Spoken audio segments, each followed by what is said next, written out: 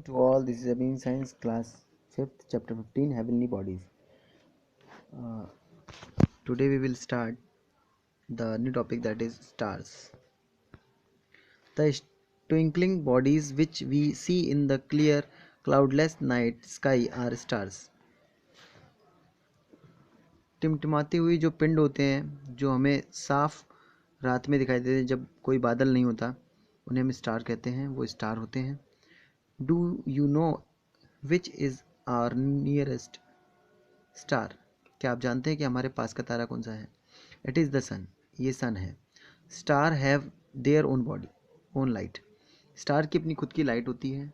They are very far from us. ये हमसे बहुत दूर हैं. That is why we see them as small object but they are very big in size.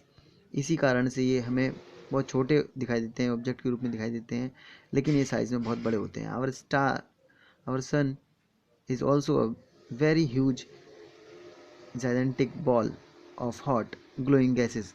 हमारी जो सन है वो बहुत बड़ा है और बहुत चमकदार और गर्म गैसों का गोला है. Large number of stars together form groups. जब बहुत बड़ी संख्या में जब स्टार साथ में मिल जाते हैं तो एक ग्रुप बन जाता है. These groups are known as galaxies. इन्हें ही हम गैलेक्सी कहते हैं. The name of our galaxy is Milky Way. हमारे जो गैलेक्सी है उसका नाम है Milky Way. Our nearest galaxy is Andromeda. हमारे जो पास की गैलेक्सी है उसका नाम है एंड्रोमेडा, यानी कि उस गैलेक्सी में भी बहुत सारे स्टार्स होंगे, यानी कि तारे होंगे, जैसे कि हमारा सन है. Small group of stars which resemble the figure of animal और any other object are known as constellation, like large bear, Libra, Orion etcetera. छोटे ग्रुप, स्टार का जो छोटा ग्रुप होता है जो कि साथ में मिलकर एक फिगर बनाते हैं जिसमें कोई एनिमल या कोई दूसरा ऑब्जेक्ट बन जाता है, उसे हम कॉन्स्टलेशन कहते हैं, नक्षत्र कहते हैं. जिसमें जो फिगर बन के आता है वो है लार्ज बेयर यानी कि बड़ा सा एक भालू, लिब्रा यानी कि एक तुला, ओरियन. इस तरह की हमें क्या मिल जाती हैं, यूँ कहें कि हमें फिगर मिलते हैं. आपने आसमान में ऐसे सप्तऋषि तारामंडल देखे होंगे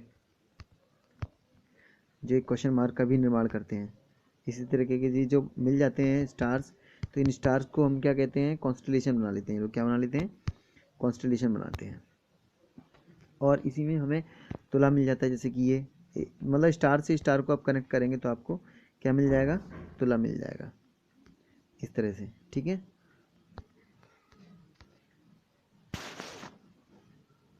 Meteors and meteoroids. You might have seen a streak of light in the sky at night. आपने रात के समय में एक सीधी लाइन, रोशनी की या लाइट की, एक प्रकाश की एक सीधी लाइन देखी होगी. They are called shooting stars और meteors. इन्हें हम शूटिंग स्टार्स कहते हैं या मेटर्स कहते हैं, यानी कि उल्का. They are the rocky material. ये एक रॉक, चट्टानी मटेरियल होते हैं, पदार्थ होते हैं. Entering the earth, entering the earth surface, जो कि एंटर कर जाते हैं अर्थ की सरफेस पे.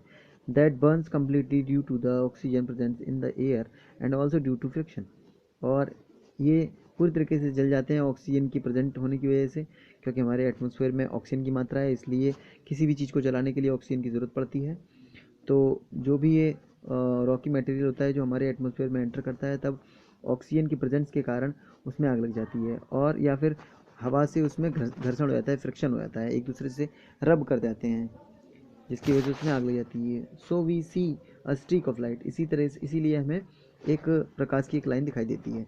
The bigger piece may not get completely burnt and may be left out and hit the earth.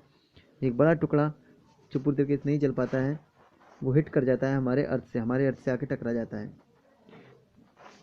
The matters which reach the surface of the earth are called meteoroids. वो टुकड़ा जो अर्थ पर टकरा जाता है छोटा सा, उसे मेट्रॉइड्स कहते हैं. Comets. A comet is a large lump of frozen gases mixed with bits of rocks and dust. एक जो कॉमेट होता है वो एक बड़ी गांठ होती है जमी हुई गैसों की, चट्टानी टुकड़ों की और डस्ट की. Do you know the famous comet is Halley's comet.